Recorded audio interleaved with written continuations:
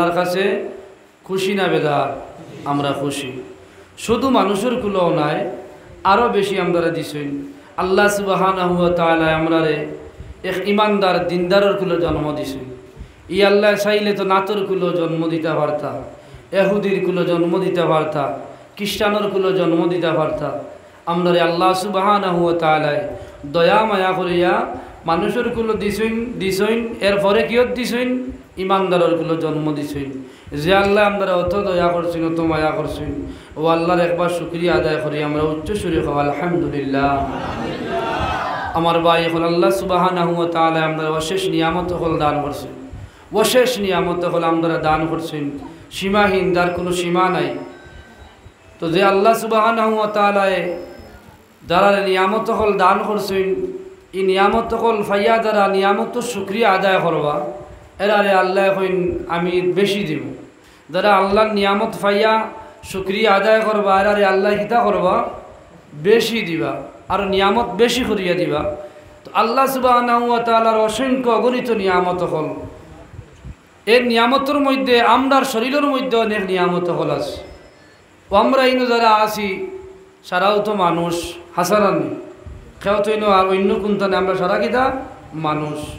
ও গাঁত অনেক মানুষ আছেন, জন্মগতভাবে মানুষের ঘরে জন্ম নিছেন, তার হাত আছে, পাও আছে, সব কিছু আছে, দেখতে মানুষের লাখান দেখা যায়, কিন্তু তান ফাবে কাজ করে না, তাই পঙ্গু ইলা আসেন না নাই।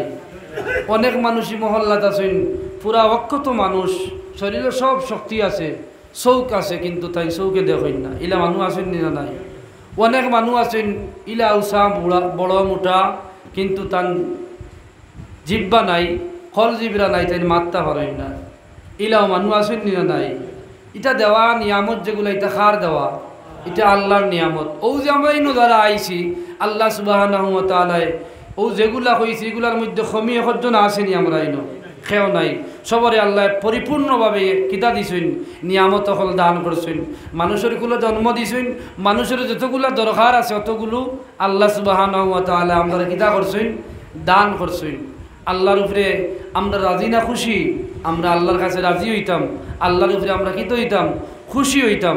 তো আমার ভাই হল, আমার বন্ধু হল, আল্লাহ অনসংখ্য অগণিত নিয়ামত হল দান করছেন, কিন্তু এর মধ্যে সর্বশ্রেষ্ঠ নিয়ামত জনাবে মুহাম্মদুর রাসূলুল্লাহ সাল্লাল্লাহু আলাইহি ওয়াসাল্লাম।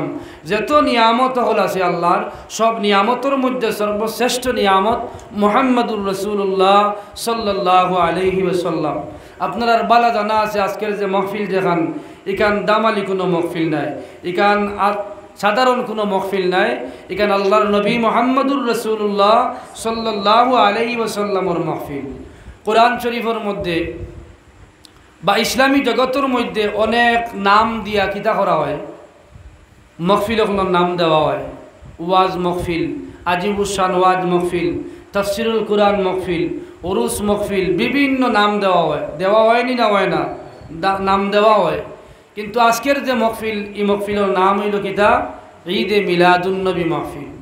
ঈদে মিলাদুন নবী মহফিল। বিগত কালকে আপনারা কিতা করছেন, জুলুস করছেন। কিতা করছেন, জুলুস করছেন। করছেন না করছেন না করছেন। কিতার লাগি করছেন এটা আপনারা জানা আছে, বা আমিও আপনারা সামনে তুলিয়া ধরুন কিতার লাগি জুলুস করছেন, বা জুলুস করা যাই যাচ্ছে নি, জুলুস কিতার লাগি করা হয়, জুলুস শব্দের অর্থ কিতা, যশন শব্দের অর্থ কিতা, ইনশাআল্লাহ আমি তুলিয়া ধরমু, আপনারা দিলের শান্তি শোনার চেষ্টা করবা।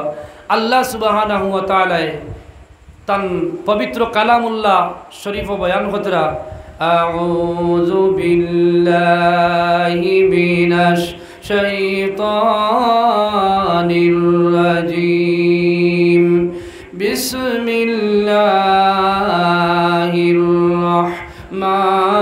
রাহমানির রাহিম, কুল বিফাদলিল্লাহি ওয়া বিরহমাতিহি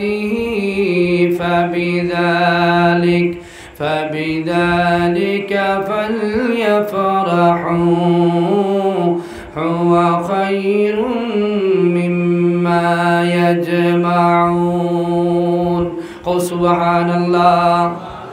আল্লাহ সুবহানাহু ওয়া তাআলা কোরআন শরীফে ফরমাইন, কুল ও নবী আপনি কইয়া দেও, কোরআন আল কারীমের মধ্যে যত জায়গার মধ্যে আপনারা পাইবা